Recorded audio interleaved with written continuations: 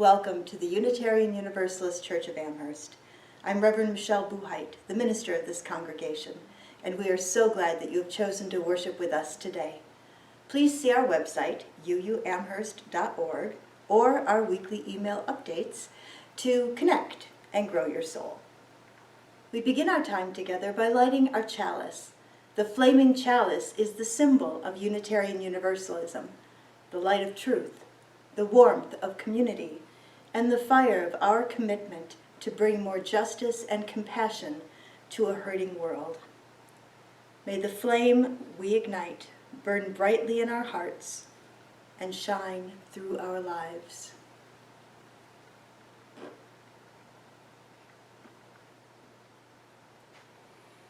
On this Father's Day, we recognize the vast spectrum of experience and the often complicated feelings that surround such a celebration.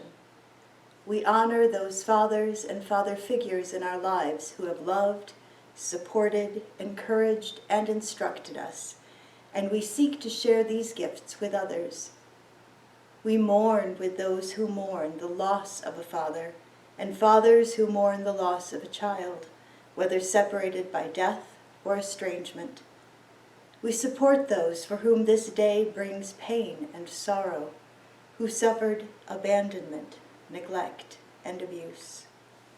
We support and celebrate the fathers in our midst who give of themselves to their children, recognizing all the strength and wisdom and stamina and love and time and honest introspection that fatherhood requires. We support those men who choose not to have children, yet who are present in loving and supportive ways to children, youth, and adults alike. And we seek to honor wherever we find ourselves today across this vast spectrum of experience, and to feel the compassion that embraces us within this silence. Today we're celebrating our annual Flower Communion, a richly meaningful Unitarian Universalist tradition. This rite celebrates the gathered community, and today that's all of us, present in body or spirit, linked in isolation and distance. The Flower Communion service is a compilation from several Unitarian Universalist Association sources and original text. Let's learn about the origins of the Flower Communion in our Time for All Ages. In the city of Prague, in the land of Czechoslovakia, in the year 1923, a time between two world wars, there was a church. But the building did not look much like a church.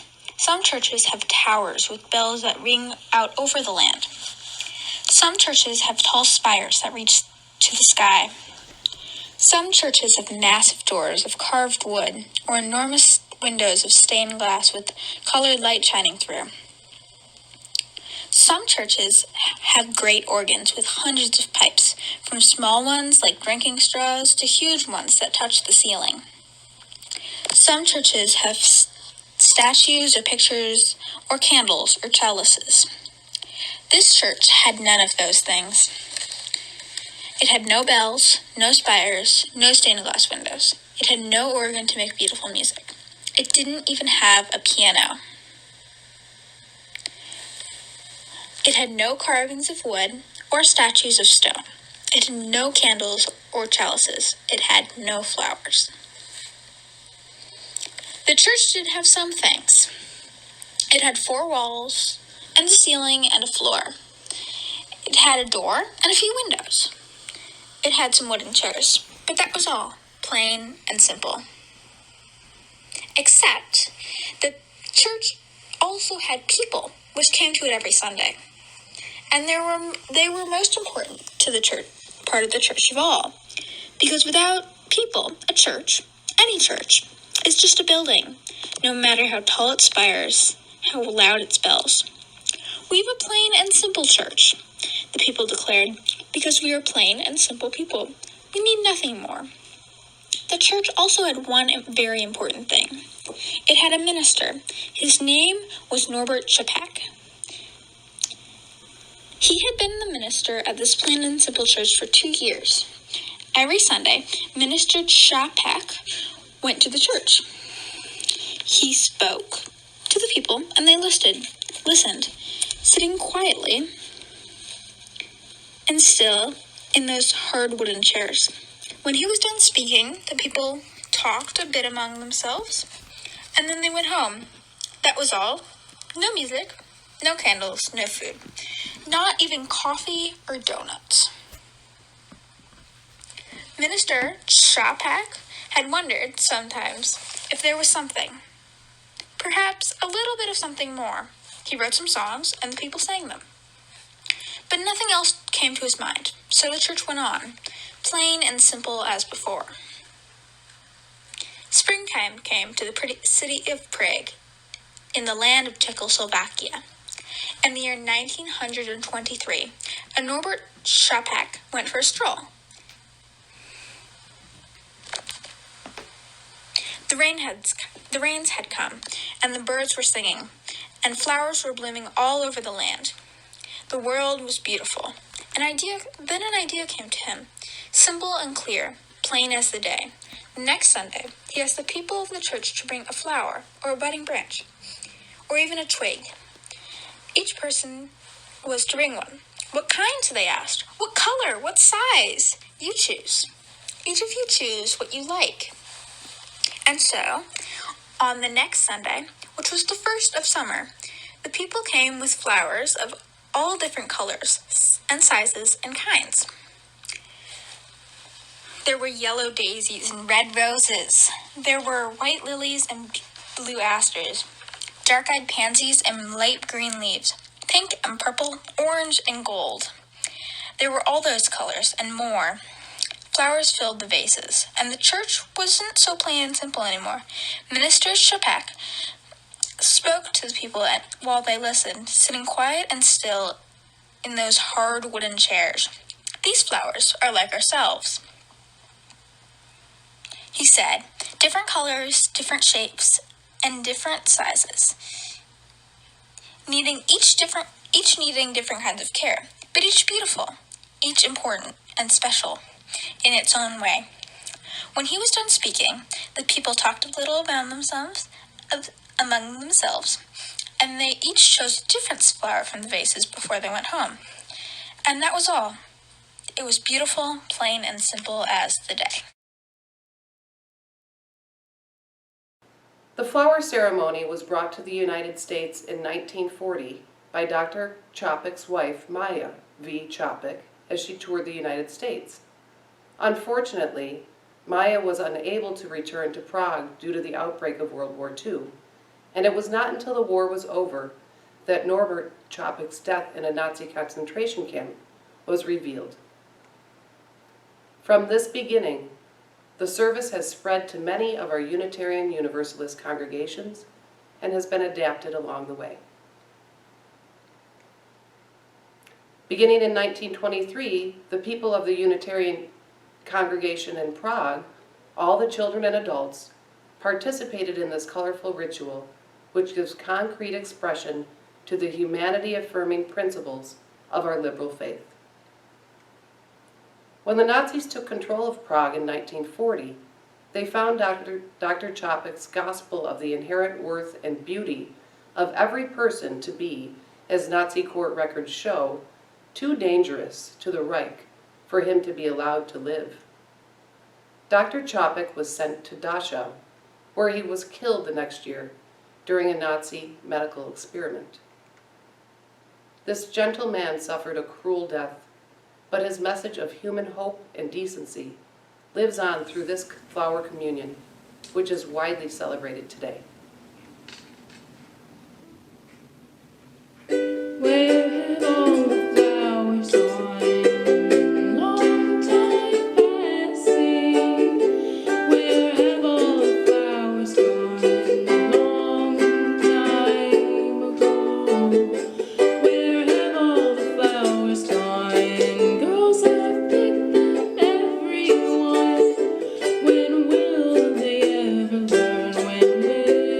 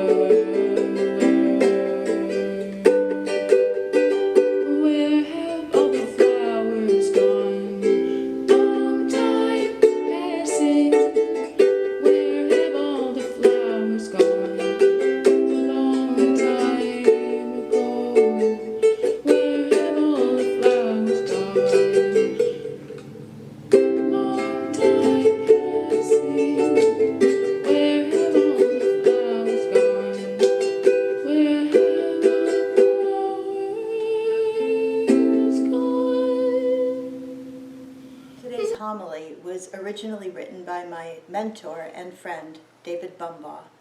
I have adapted it for our virtual celebration. Have you considered the flowers, the lilies of the fields? They spin not, neither do they sow. Yet Solomon in all his glory was not arrayed as one of these. Say what you will about the economy of life, the serious nature of evolution. Flowers are irrefutable proof of nature's extravagance. Everywhere you look, in every nook and cranny during this season of life, the flowers are there. Spilling down a bank from a shopping mall to a parking lot, buttercups display a shower of gold for drivers who speed by too quickly to grasp the glory poured out freely for all to see. Along forest paths, in dark and shaded lanes, where few people ever walk, under tall trees, purple and white flowers on tall stalks proclaim the glory of life. In vacant fields where not even a worn path exists to suggest human passage, white daisies mimic the sun high in the sky, creating on earth a semblance of heaven's glory. In well-tended yards, tiny blue flowers poke their heads above the clipped and manicured grass to greet the day. 4 o'clocks keep time for the sun. Bindweed ties the world together. Sweet williams clump together like gangs of little boys. Periwinkle modestly covers the ground around houses and on sloping banks. Along every highway, a riot of color presents itself. Blue chicory, yellow mustard and mullein, white Queen Anne's lace, red and orange and russet flowers I cannot name. So long as the sun is strong, the flowers come and bloom for their season and are replaced by others.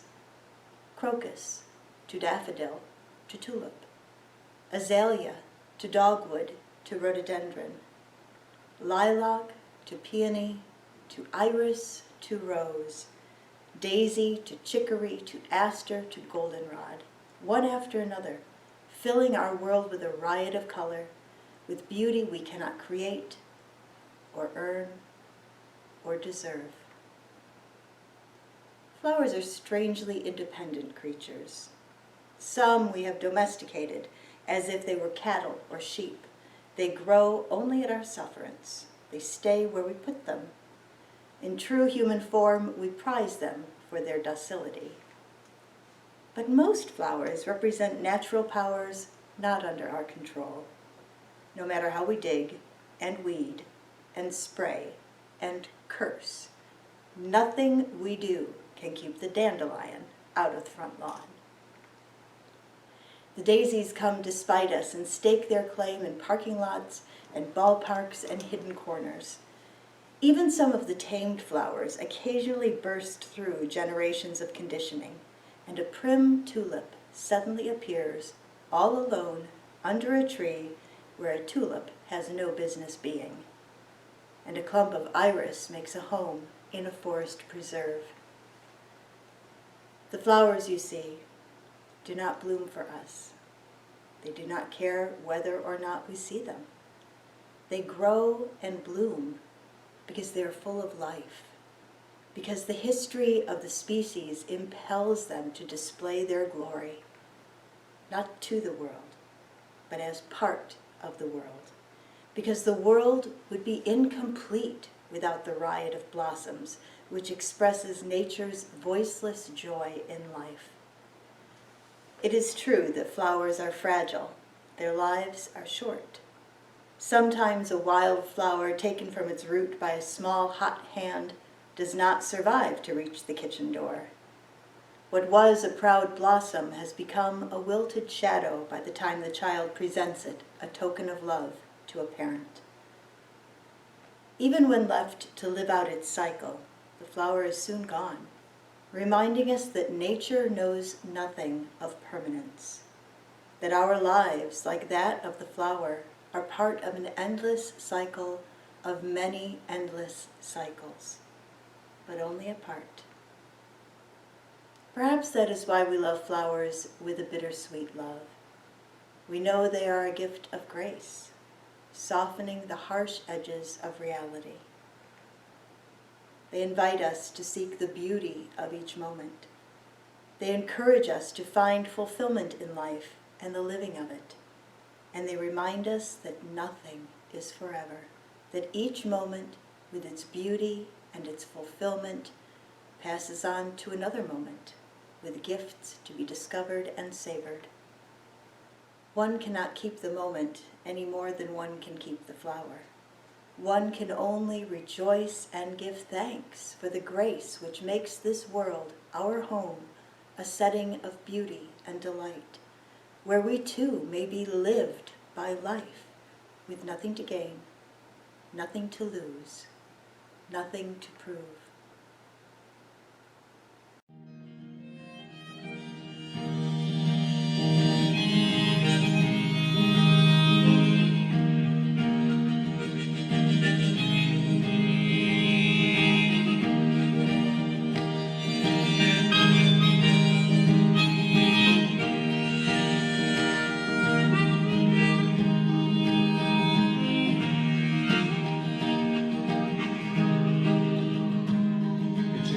Black, yellow, and brown to turn the world around, and every other color of skin that's in between. It takes seeing beyond my skin to what's inside of me, for the real meaning of the mystery to be found.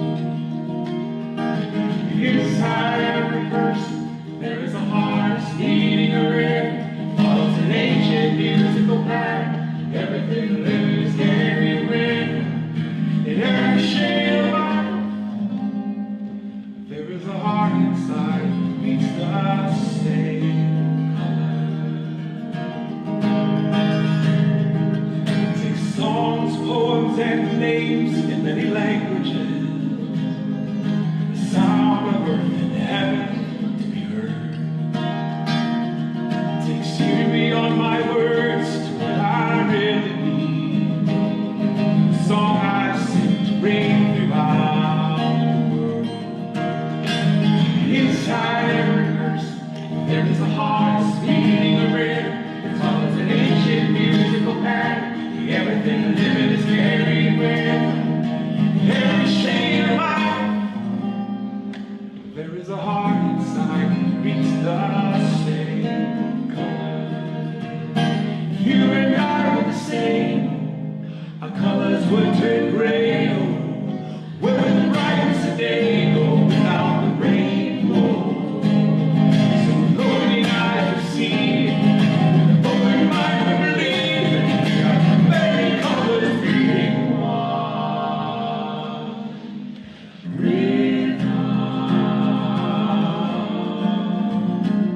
It takes heart, soul, and hands to build true harmony.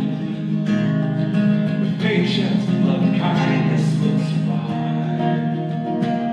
It takes living upon this land like you're a part of me. Every other woman, man, and child alive. Inside every person there is a heart that's beating a rhythm. It follows an ancient musical pattern. Everything we live is carried with us. Every shade of life. There is a heart inside that beats the same. There is a heart inside that beats the same. There is a heart inside that beats the same color.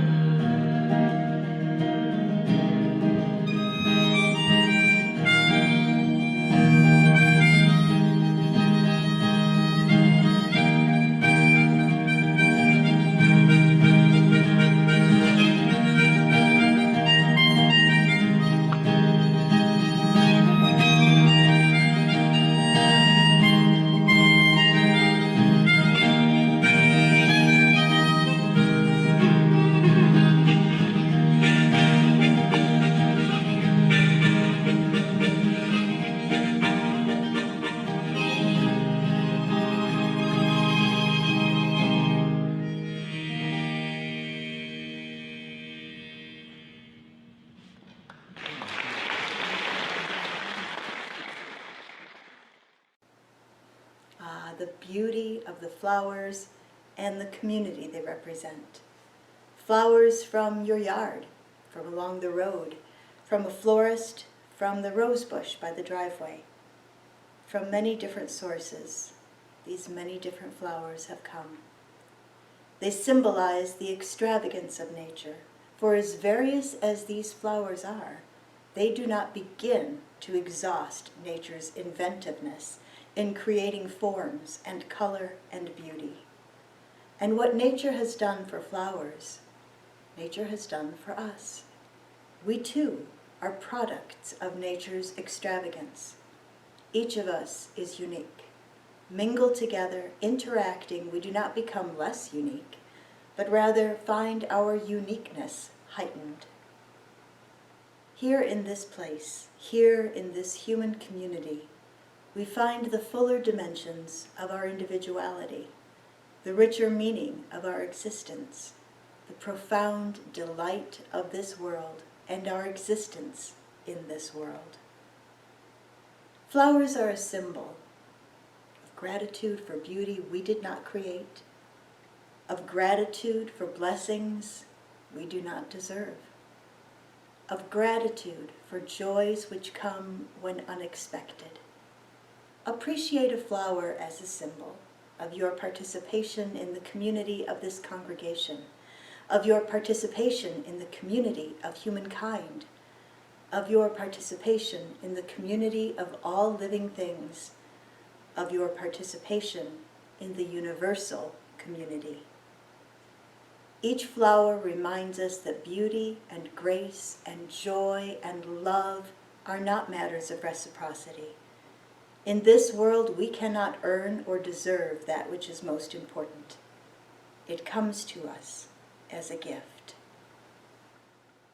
As we close this commemoration of the Flower Communion with gratitude for the life and ministry of Norbert and Maya Chopek, we renew our commitment to live our principles to bring more equity, justice, and compassion to a world that is sorely lacking in these qualities. Norbert Chopek was put to death because his faith was too dangerous for the Nazis to allow him to live. Imagine having a faith that was too dangerous, too compelling, too powerful in its message of love to be allowed to spread its light in a world of darkness. The world desperately needs our message of love and hope. Are we ready to claim our place in the great legacy we've inherited? Are we willing to live a love beyond belief? Just before he was put to death, Dr. Chopek wrote this prayer, reflecting on his own life and the state of his spirit. It is worthwhile to live and fight courageously for sacred ideals. Oh, blow, ye evil winds, into my body's fire. My soul you'll never unravel. Even though disappointed 1,000 times or fallen in the fight and everything would worthless seem, I have lived amidst eternity. Be grateful, my soul. My life was worth living. We extinguish this flame, but not the light of truth, the warmth of community, or the fire of commitment. These we carry in our hearts until we are together again.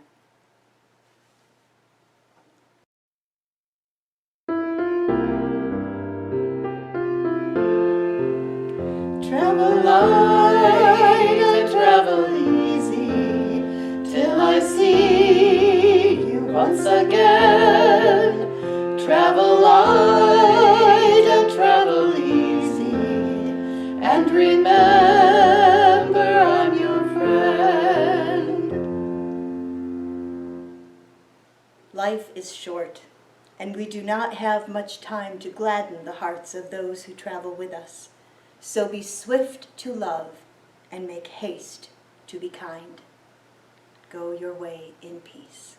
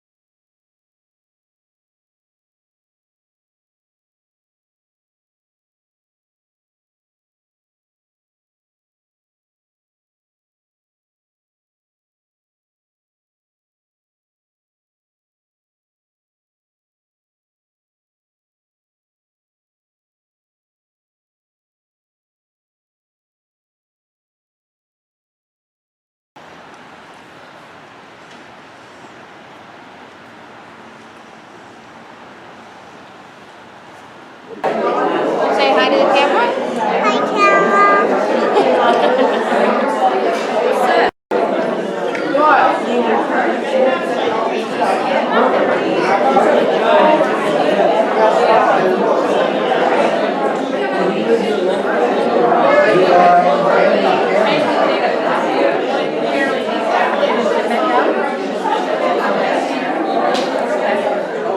The tripod doesn't work that well 3 foot off the ground. No.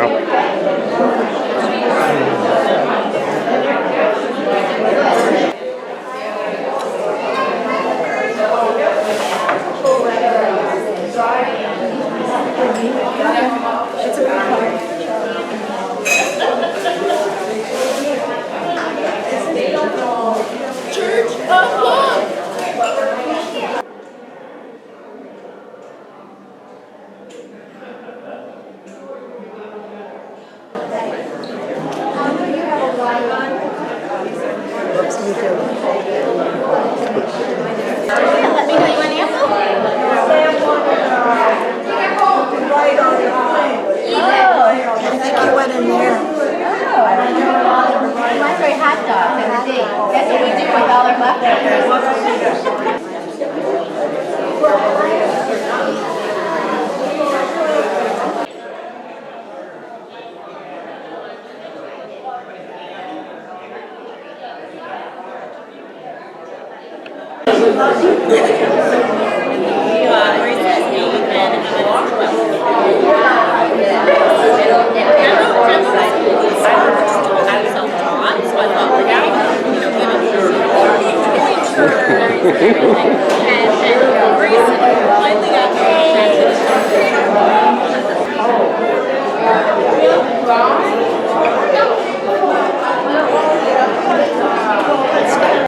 I'll miss you all.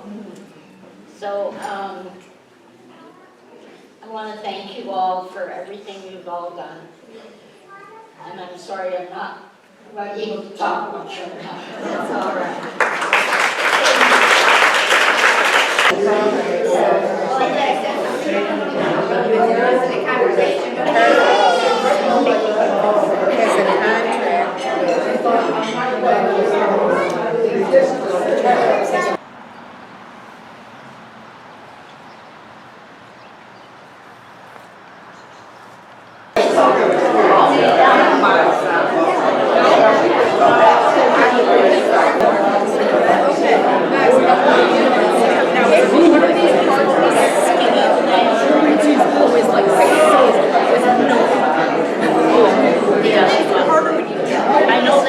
I thought maybe it was aluminum, but it's not.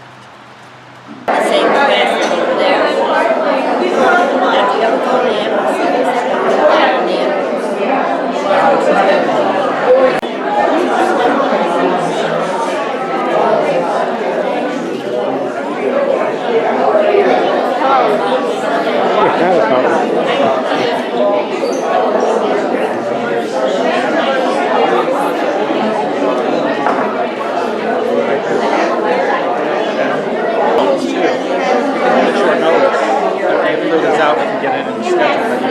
Yeah, I appreciate it. Yeah, it seems like she's pretty good at playing.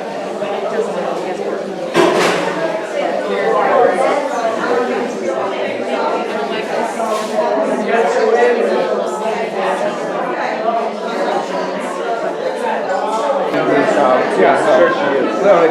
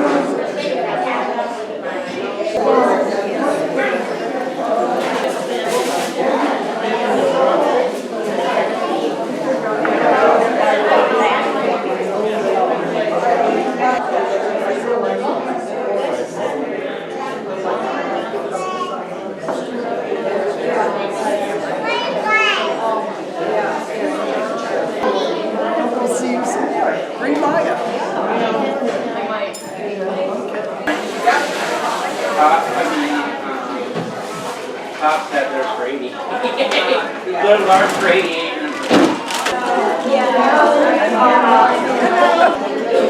That knocked it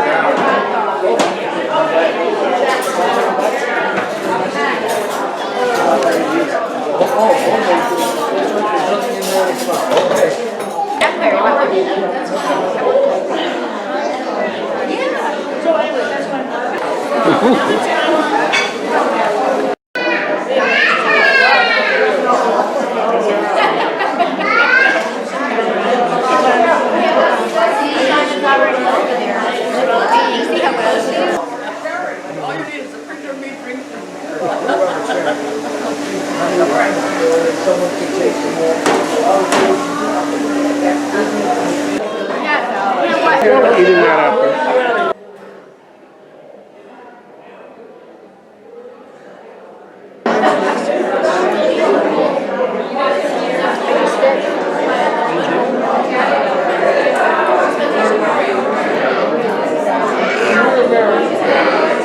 We got about 1,000 hours on there now? No, no. Yes, that's exactly it. All right.